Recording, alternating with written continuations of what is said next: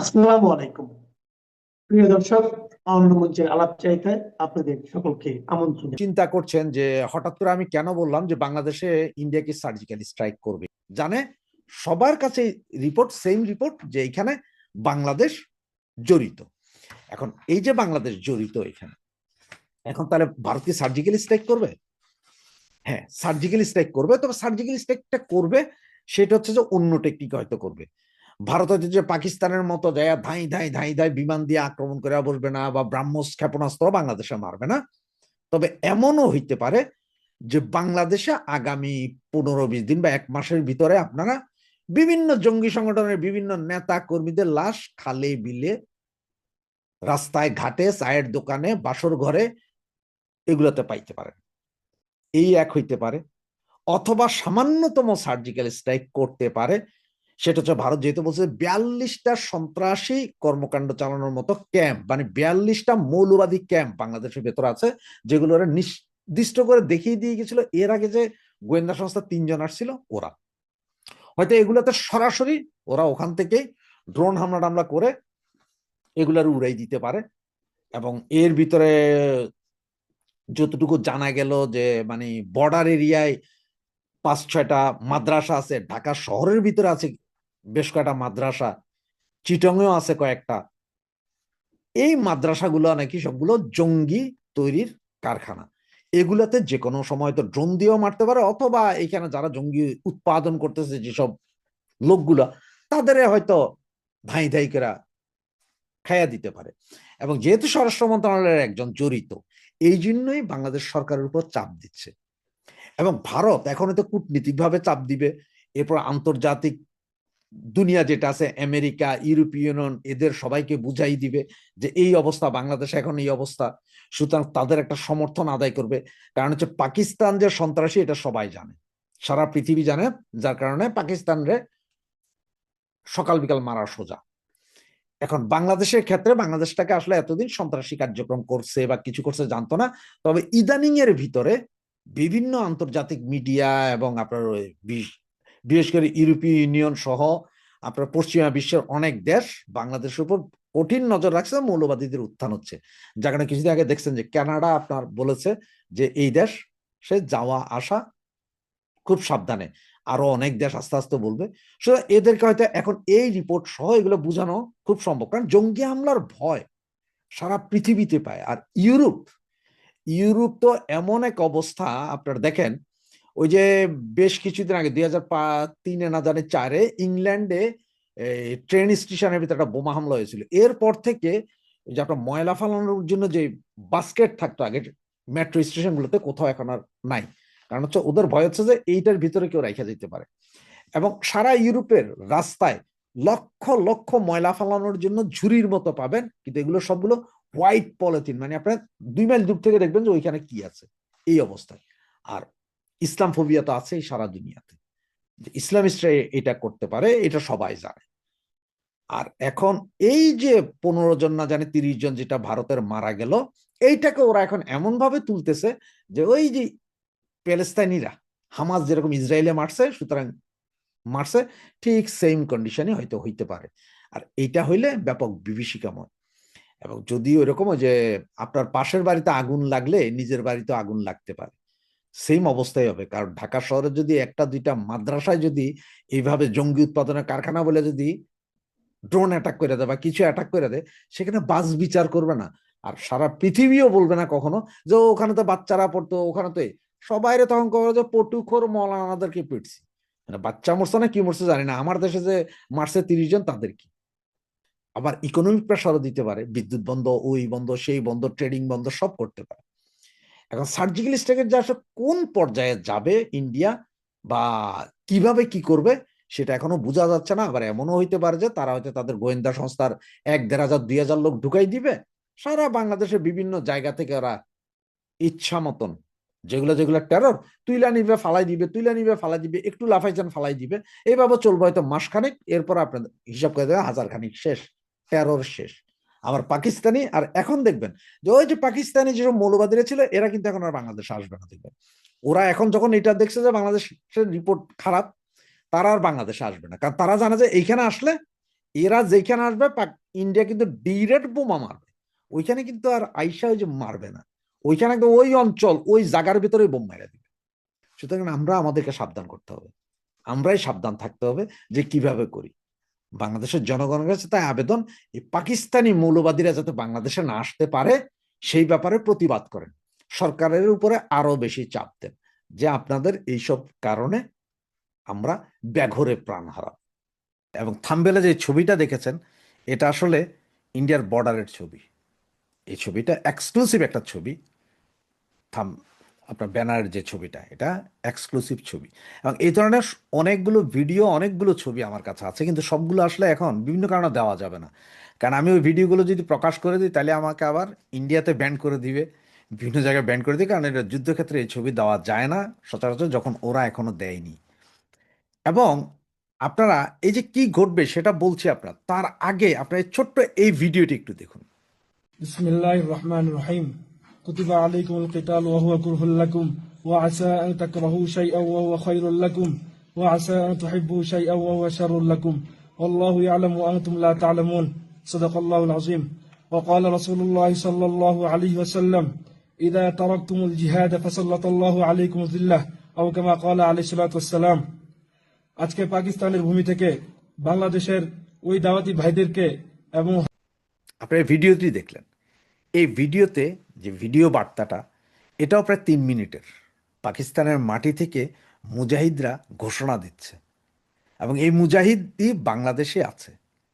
এই যে আপনার 2 দিন আগে একটা জিনিস খেয়াল করেছেন, 2 দিন আগে বিডিআর বিদ্রোহ নিয়ে বলেছে ইন্ডিয়া থেকে 1,000 লোক এসেছে, তার মধ্যে 900 জন ছিল, 70 জন কিভাবে আসছে কিভাবে গেছে এগুলো জানে না। তো বাকি 900 জন যে জানছো ওগুলোর ছবি আর কিভাবে আসছে কিভাবে গেছে এটা প্রমাণ করে দাও, সেটা দেয় নাই, আওয়ামী লীগের জড়ানো হচ্ছে।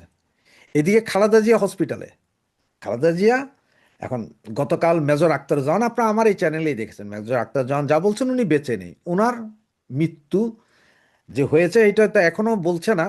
তো আমি ওনাকে বলেছিলাম যে 16 তারিখ ঘোষণা দেওয়া হবে কিনা, বিজয় দিবসের দিন খালেদা জিয়া মৃত্যু বরণ করেছে, বিজয়ের খুশিতে বাংলাদেশের, সেটা দিবে কিনা। এখন আসলে মৃত্যুর এই লাশ, যে উনি যে লাশ হয়ে বেরোবেন এটা কি এরা এখন দিবেন না পরে দিবেন সেটা আসলে আমরা কেউই জানি না।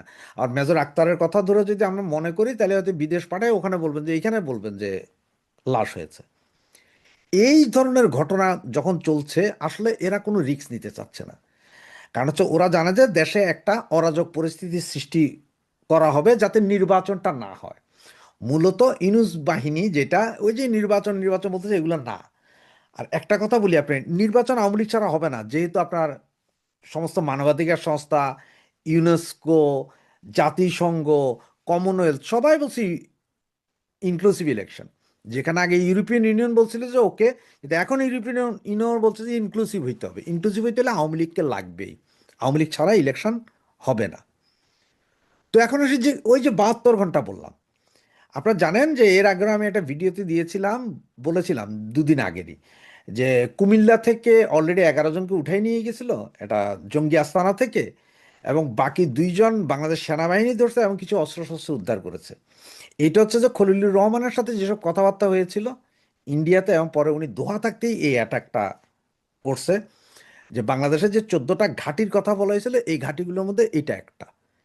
বিভিন্ন জন বলতেছে যে এছাড়াও অন্যান্য ঘাঁটিতেও ড্রোন অ্যাটাক হয়েছে বা ইয়ে হয়েছে, তবে সেই বিষয়ে আমি আসলে 100% শিওর না। তবে এটা শিওর যে আগামী 72 ঘন্টার ভেতরে, তার মানে এমনও হতে পারে আজকে 3 তারিখ, কালকে পুতিন আসছে, পুতিন কি 1 দিন থাকবেন বা 2 দিন থাকবেন 3 দিন থাকবেন এটা এখন আমি শিওর না, তবে ওনার সফরটা সম্ভবত 2 দিন বা 3 দিনের। তো 72 ঘন্টা এই জন্য বলছি যে হয়তো পুতিন এখানে থাকা অবস্থায় হয়ে যেতে পারে, অথবা পুতিন ফ্লাইটে উঠবে এদিকে কাহিনী ঘটে যাবে। আপনারা খেয়াল করেছেন গতকাল রাতে, হ্যাঁ গতকাল রাতে বা পরশুদিন রাতেই ঘোষণা দিছে, নোটাম ঘোষণা হয়েছে 14,000 কিলোমিটার, যেটা আপনার পৃথিবীর ইতিহাসে এত বড় নোটাম আর কখনো হয় নাই। যে 14,000 কিলোমিটার ধরে কোনো দেশ কোনো অস্ত্র প্রশিক্ষণ বা অস্ত্র বিস্ফোরণ এগুলোর জন্য 14,000 কিলোমিটার নেয় না, পুরোটাই ব্লক। এবং পুরো এরিয়ায় আপনাদের ওই যে ব্যানারে যে ছবিটা দেখছেন এই ধরনের কামান থেকে শুরু করে বিভিন্ন মিসাইল চার্জ করার মতন যত মেশিনপত্র আছে সব ওখানে আছে। পুরো বর্ডারে এই মুহূর্তে 2.5 লক্ষ সেনাবাহিনী আছে, সেনাবাহিনী ইন্ডিয়ান সেনা। এবং সবচেয়ে মজার বিষয়, আপনার যে সেভেন সিস্টার খেয়ে দিবেন বলছেন, সেইখানে পৃথিবীর সবচেয়ে দুর্ধর্ষ সেনা, যেটাকে গুর্খা সেনা বলা হয়, গুর্খা। এইখানে আমাদের নেপালি এবং ভারতীয় সব পাহাড়ি সেনা, এগুলো গুর্খা। এটা ব্রিটেনে আছে এই সেনাটা, কারণ ব্রিটেন যেহেতু আমাদেরকে আগে রুল করেছিল, ব্রিটেনে ওই গুর্খা সেনা। এবং গুর্খা সেনারা অস্ত্র ছাড়াও শুধুমাত্র একটা ছুরি দিয়েও অস্ত্রধারী 8-10 জনকে এট এ টাইম মারতে পারে, এত দুর্ধর্ষ এই গুর্খা সেনা। ওইটা পুরোটাকে ডেপ্লয়েড করে দেওয়া হয়েছে সেভেন সিস্টারে। আর এই যে ছবি, আমি আরও কিছু ছবি এবং লাইভ ভিডিও করার জন্য আমরা চেষ্টা চালাচ্ছি। যে কোনো মুহূর্তে হয়তো আমরা লাইভ করতে পারি ওই অঞ্চলগুলো, পুরো বাংলাদেশের পুরো বর্ডারটা, ইন্ডিয়া বাংলাদেশের সমস্ত বর্ডারে পুরোটাতে লাইভ করার জন্য চেষ্টা চলছে। হয়তো সফল হতে পারি, যদি হতে পারি তাহলে সাথে সাথে আপনাদেরকে লাইভে করে দেখাবো যে কী অবস্থা। এবং যতটুকু এই মুহূর্তে পর্যন্ত খবর পাচ্ছি, তাতে হচ্ছে যে ইন্ডিয়া হয়তো সার্জিক্যাল স্ট্রাইক করে দিতে পারে বাংলাদেশের উপরে। এবং ডাক্তার ইনুস তারা গত 2 দিন ধরে 3 বাহিনী সহ ব্যাপক মিটিং মিছিল করছে, ব্যাপক মিটিং করছে প্রতিদিন। এটা আসলে যে খালেদা জিয়া মারা গেলে কি হবে, অমুক হলে কি হবে, ওগুলা না, এগুলো হচ্ছে যে আইওয়াস, পাবলিক যাতে এইদিকে নজর না দেয়। বর্ডারের অবস্থা কি হচ্ছে, বর্ডারে এখন ওদের পেঁয়াজ পয়সা যাইতেছে, এই পয়সা যাইতেছে, সেই পয়সা, এগুলা বইলা খুব হই হই রই রই করতেছে যে ইন্ডিয়ার পেঁয়াজ পচতেছে। এগুলা মানুষ যাতে খবর না নেয় যে আসলে ভেতরে ইন্ডিয়া বাংলাদেশের টেনশনটা কোথায় কি যাচ্ছে, কোথায় কি হচ্ছে, যে কোনো কিছু হচ্ছে কি না, এগুলো। এবং রংপুর থেকে, আমি গত ভিডিওতে বলেছি, রংপুর থেকে প্রায় 12,000 সেনা আমাদের বর্ডারের উপরে নিয়ে আসা হয়েছে। আরও যা সেনা আছে তাও নিয়ে আসা হচ্ছে। এবং গতকাল রাত থেকে আপনার ছবিতে যে যে ট্যাঙ্ক কামান যেতে দেখছেন, ট্রাকে, বাসে, গাড়িতে করে, এগুলো সব কালকে এখনো চলছে। এই মুহূর্ত আপনারা যখন এই ভিডিওটা দেখবেন, এই মুহূর্ত পর্যন্ত এগুলো চলছে। সুতরাং এই 72 ঘন্টা আমাদের জন্য খুবই ক্রুশিয়াল মোমেন্ট। অ্যান্ড এই 72 ঘন্টার ভিতরে ইন্ডিয়া মাইরও দিতে পারে, মাইর খাওয়ার ব্যবস্থা করতে পারে আমাদেরকে, খালেদা জিয়ার লাশও বেরিয়ে আসতে পারে, দেশে একটা অস্থিতিশীল পরিস্থিতির সৃষ্টি হতে পারে। এবং ঢাকা শহরের ভেতরে, আজকের যা খবর, ঢাকা শহরের ভেতরে 6টা আস্তানা অলরেডি চিহ্নিত করা হয়েছে। এবং এগুলোর সবচেয়ে বড় বড় মাদ্রাসা যেই আছে, এই ধরনের 2-3টা আছে। এবং সাথে আরও কিছু স্পট আছে যেগুলোকে চিহ্নিত করা হয়েছে যে জঙ্গি আস্তানা বলে। এবং এইখানে নাকি প্রশিক্ষিত পাকিস্তানি গোয়েন্দা সংস্থার শত শত লোক আছে, এবং তারা যে কোনো মুহূর্তে যে কোনো কিছু ঘটাইতে পারে, যার কারণে আপনার একটা সতর্কতা জারি করছে, যেটা বাংলাদেশের কোনো পত্র পত্রিকা বা টিভিতে বলে নাই, কিন্তু গভর্নমেন্টে বলে নাই। এটা গোয়েন্দা সংস্থার যে সতর্কতাটা, গোয়েন্দা সংস্থা সরাসরি এনএসআই ডিজিএফআই, বাংলাদেশের এনএসআই ডিজিএফআই স্বরাষ্ট্র মন্ত্রণালয়ের যে সতর্কতা পাঠাইছে সেটা বলছি। সেটা হচ্ছে যে ঢাকার খিলক্ষেত কনকর্ড অ্যাপার্টমেন্ট ও পাশে পিঙ্ক সিটি ডুপ্লেক্স আবাসিক এলাকা, পাকিস্তানের জঙ্গি সংগঠনের বড় সামরিক নেতা জাকির খান ও আইএসআই এর সদস্যরা অবস্থান করছে। গোয়েন্দা রিপোর্ট, বাংলাদেশের গোয়েন্দা রিপোর্ট। ঢাকায় পাকিস্তানি এম্বাসিতে তাদের পৃষ্ঠপোষকতায় ও বাংলাদেশের কিছু পাকিস্তানপন্থী অফিসার দেখভাল করছে এগুলো। Pink city duplex pink city ডুরেক্স আবাসিক বাংলাদেশের জঙ্গি সহ বিমান বিধ্বংসী রকেট লঞ্চার, ভারী অস্ত্র যোগান, প্রশিক্ষণ দিচ্ছে, যেখান দিয়ে বিমান উঠানামা করে এয়ারপোর্টের অপোজিটে, জাস্ট ঢাকা এয়ারপোর্টের অপোজিটে। এটা হচ্ছে যে একদম সরাসরি গোয়েন্দা রিপোর্ট, এটা বাংলাদেশের গোয়েন্দা রিপোর্ট। এবং এইসব জায়গায়, এই জন্য বলছি 72 ঘন্টার মধ্যে এইসব জায়গায় হয়তো অ্যাটাক হয়ে যেতে পারে। এই যে জায়গাগুলোর কথা বলছি, একটু দূরে থাকুন, সকলে একটু দূরে থাকুন। আগামী 72 ঘন্টা যে কোনো মুহূর্তে যে কোনো কিছু ঘটবে। আজকে জানুয়ারির 10 তারিখ, 1972 সালের এই দিনে বাঙালি জাতির জনক বঙ্গবন্ধু শেখ মুজিবুর রহমানের স্বদেশ প্রত্যাবর্তন দিবস। আমি বিমল চিত্রে ওনাকে স্মরণ করি, কারণ উনি যদি না হতেন তাহলে বাংলাদেশ নামক এই দেশ আমরা পেতাম না। এবং এই 10ই জানুয়ারি 1972 সাল উনি বাংলাদেশে প্রত্যাবর্তন করেই আমাদের বাঙালি জাতিকে মাথা উঁচু করে দাঁড়ানোর সাহস জুগিয়েছিলেন সেই জাতির পিতার আজ স্বদেশ প্রত্যাবর্তন দিবস। আপনাদেরকে সকলকে আমি শুভেচ্ছা এবং অভিনন্দন জানাই। এতক্ষণ আপনার ব্যানার এবং হেডলাইন দেখে আপনারা হয়তো চিন্তা করছেন যে হঠাৎ করে S-400-এর কথা কেন বললাম সেভেন সিস্টারে। হ্যাঁ, সেভেন সিস্টারে S-400 না, আরও অনেক কিছু হয়েছে যেটা আমি এক্ষুনি আপনাদের বলবো। যেমন দেখেন এই সেভেন সিস্টার কোনগুলো। সেভেন সিস্টার হচ্ছে যে আসাম, মেঘালয়, অরুণাচল প্রদেশ, মণিপুর, মিজোরামপুর, নাগাল্যান্ড এবং ত্রিপুরা, এই 7টি অঞ্চল বা 7টি স্টেট ভারতের আমাদের বাংলাদেশের সাথে সরাসরি সম্পৃক্ত। কারণ বাংলাদেশ 3 দিক থেকেই ভারত দ্বারা বেষ্টিত এবং এই 7টি অঞ্চল যাকে সেভেন সিস্টার বলা হয় এগুলো আমাদের দেশের সাথে একেবারে ঘনিষ্ঠভাবে লাগোয়া এবং যেটাকে বরাবরই আমাদের এই হাসনাত সার্জিস সহ মৌলবাদী শক্তি বারবার এটাকে কাট অফ করে দিবার হুমকি দিচ্ছিলেন এবং পাকিস্তানি সেনাবাহিনীর সাথে একজোট হয়ে এখনও এই সমস্ত বর্ডারের বিভিন্ন কোণায় তারা ক্যাম্প করেছে।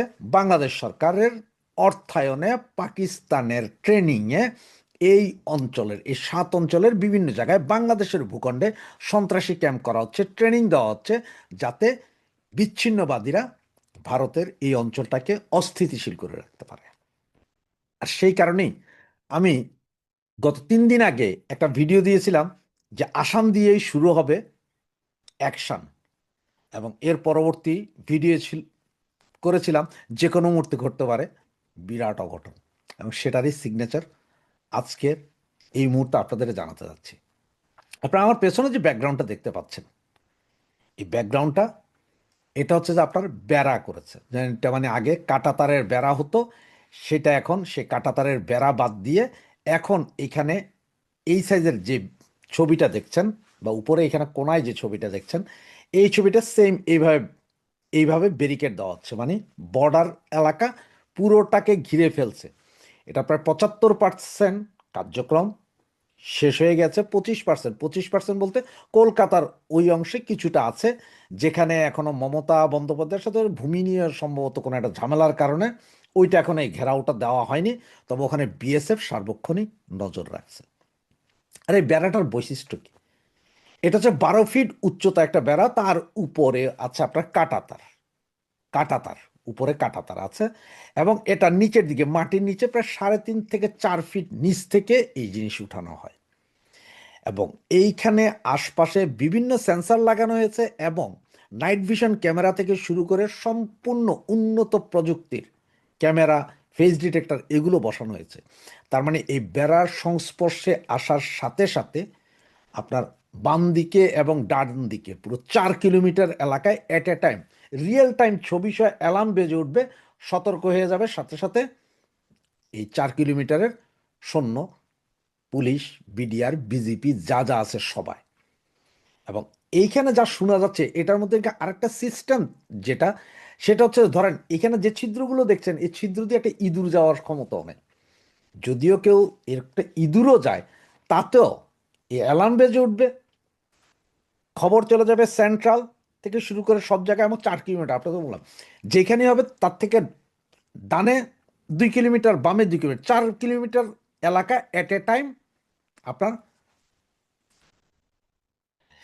রিয়েল টাইম ছবি উঠে যাবে এবং সাথে সাথে সবাই অ্যালার্ট হয়ে যাবে। এবং এখানে এমন শোনা যাচ্ছে 11,000 ভোল্টের ইলেকট্রিক শর্ট সার্কিট চালু হয়ে যেতে পারে দেন অ্যান্ড দেয়ার, মানে কয়েক সেকেন্ডের ভিতরে 11,000 ভোল্টের ইলেকট্রিক চালু হয়ে যেতে পারে। তার মানে হচ্ছে আপনি কেউ যদি কেটে যদি ঢুকারও চেষ্টা করে ওখানে মরবে, এই অবস্থা রেখেছে। এবং এছাড়াও পুরো এই সেভেন সিস্টারের মধ্যে ওনারা আপনার S-400 যেটা ভূমি থেকে আকাশ এবং ভূমি থেকে ভূমিতে নিক্ষেপণযোগ্য যেই এয়ার ডিফেন্স আছে এই ডিফেন্স সিস্টেম বসানো হয়েছে S-400 এবং সেখানে বসানো হয়েছে আপনার পিনাকা এবং ব্রাহ্মস মিসাইলের লঞ্চ প্যাড, ওগুলো ওখানে প্রস্তুত। এছাড়াও রাফায়েল বিমান রাখা হয়েছে 1 বা 2 স্কোয়াড্রন এবং সুখয় 35 আছে, থান্ডার বিমান আছে এবং মিরাজের মতন বিমানও ওইখানে প্রস্তুতি রেখে এসছে পুরো সেভেন সিস্টার অঞ্চলে। এবং এই সেভেন সিস্টার অঞ্চলকে এমনভাবে ঘিরে দেওয়া হয়েছে যাতে যে কোনো মুহূর্তে কয়েক সেকেন্ডে অ্যাকশানে যেতে পারে। ভৈরব ব্রিগেড, আপনারা জানেন যে ভৈরব ব্রিগেড সবচেয়ে শক্তিশালী ব্রিগেড। এরা পাহাড়ে পর্বতে গুর্খাদের মতো, গুর্খা ব্রিগেডের মতো পাহাড় পর্বত সব জায়গায় যেতে পারে। আর সেভেন সিস্টারের যে অঞ্চলটাকে ঘেরাও করা হয়েছে এই কাঁটাতার দিয়ে, সেখানে ম্যাক্সিমাম পাহাড় পর্বত নদী নালা আছে। এবং ওখানে এমন কিছু নদী আছে যে নদীতে ওনারা যে কামান এক জায়গা থেকে এক জায়গায় নিয়েছেন, সেটা নদীর ভিতর দিয়ে কামানগুলো চলে বর্ডারের কাছে গিয়েছে। তার টোটাল প্রস্তুতি। এবং সেম সিস্টেমটা করে রেখেছে আপনার জম্মু কাশ্মীরের দিকেও, মানে যেখানে কাশ্মীর, যেটা নিয়ে পাকিস্তানের সাথে বিরোধ আছে।